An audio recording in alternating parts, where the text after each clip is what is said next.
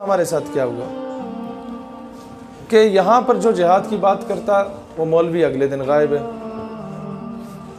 आपको मस्जिद के मेंबर पे नमाज का दर्स दिया जाएगा, रोज़े का दर्स दिया जाएगा, हज का दर्स दिया जाएगा, ज़कात का दर्स दिया जाएगा, और जब कहा जाएगा कि जनाब बहनों के साथ ज़्यादतियाँ हो रही हैं तो आप कहेंगे हम दुआएं करेंगे ना जनाब।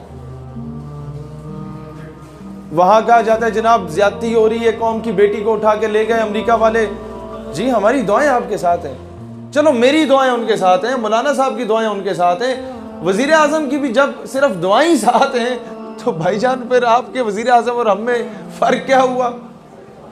जब दुआएं ही आपके साथ हैं सिर्फ, तो फिर ये एटम बम क्या फूफी की शादी में तो नहीं छुड़ाना ना, इसे किसी मकसद के लिए रखा हुआ है। तो ये कुछ चीज़ें हैं जिस पे अगर हम बात करें तो कहते हैं ये गद्दारी वाली बातें कर रहे हैं। भाई हमारे आबा अजदाद ने तुम्हें पाकिस्तान बना के दिया था, ख्वाजा कमरुद्दीन सियालवी रहमतुल्लाह अलैह जैसी हस्तियों ने तोहफे में दिया था पाकिस्तान, पंजाब दिया था।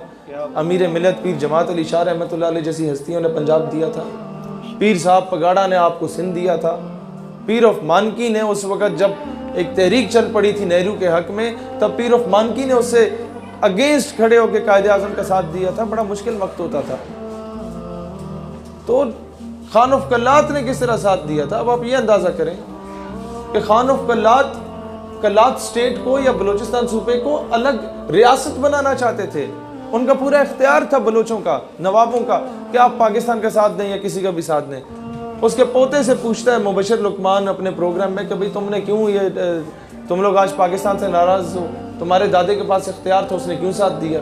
वो कहता है मेरा दादा अलग रियासत बनाना चाहता था, लेकिन ख्वाब में रसूलुल्लाह की ज़ियारत नसीब होती है। रसूलुल्लाह अलैहिस्सलाम उन्हें कहते हैं, अभी अंग्रेज़ी में उसके ये अल्फाज थे, कहते हैं रसूलुल्लाह अलैहिस्सलाम ने हुक्म किया कि there is a country which is being made on the name of Islam and you are trying to betray it. एक मुल्क जो इस्लाम के नाम पे बन रहा है, तुम उससे ख़यानत कर रहे हो। कहता है मेरे दादे ने कहा मुझ पे लाजिम हो गया कि अब मैं पाकिस्तान की हिमायत का ऐलान करूँ। तो जिस मुल्क के पाकिस्तान का मतलब क्या? ला इलाहा इल्लल्लाह। पाकिस्तान का मतलब क्या? ला इलाहा इल्लल्लाह। दस्तूर रियासत क्या होगा? दस्तूर रियासत क्या होगा? तो जिस मुल्क के सूबे भी रसूलुल्लाह अलैहिस्सलाम के हुक्म व तुफैल से बने, किसी की मजाल नहीं हो सकती कि इसकी तरफ मैली नज़र उठा के देखे। मसला सिर्फ ये है कि हम लोगों ने खुद बहुत बड़ी नाइंसाफ़ियाँ की हैं इस मुल्क के साथ। हम लोगों ने सबसे बड़ा जुल्म कायदे आज़म को शहीद करके किया। अब आप बोलेंगे हैं वो शहीद हो गए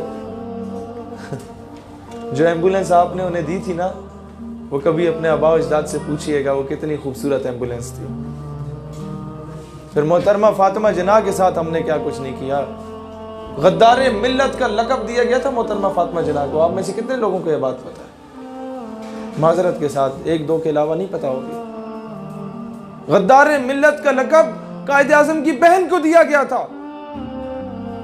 आपकी साबिक गवर्नमेंट का एक सिटिंग मिनिस्टर का वालिद था जिसने मोहतरमा का इंतखाबी निशान लालटेन होता था, और उसने एक कुतिया के गले में लालटेन डाल के उसे कराची की सड़कों पे घसीटा था और मोहतरमा से तशबीह दी थी।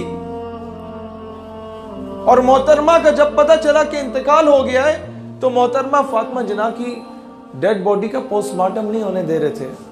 फौरन जनाजे का ऐलान करके फौरन जनाजा करवाया गया। वो औरत बताती है जिसने गुस्ल दिया था मोहतरमा को, कहती है जिस्म पे कहीं कहीं जगहों पे खंजर के वार मुझे नजर आए थे, फील हुए थे। ये हाल आपने कायदे आज़म की बहन से किया। फिर कहते दुनिया में जो है वो जूते मारती है, दुनिया को ठुटे मारने चाहिए। एहसान फरामोश कौम है हम, एहसान फरामोश। बच्चों को कायद का एहतराम तो सिखाया नहीं हम लोगों ने। हर किताब में एक जगह क्या, वो बुजुर्ग गुस्से में आ गए कि आप क्या कह रहे हैं, हमने अच्छी तरबियत की है बच्चों की। मैंने कहा जनाब किताब पहली थमाई तो क्या पकड़ाया? कहते हैं ABC। मैंने कहा दूसरी किताब उठाई, क्या पढ़ाया बच्चे को? कहते हैं अलिफ बे पे। मैंने कहा यही सबसे बड़ा अलमिया है। तीसरे सफ़ा खोल के किताब का ABC, दूसरी किताब का भी तीसरा सफ़ा खोल के अलिफ बे पे पढ़ाते हो।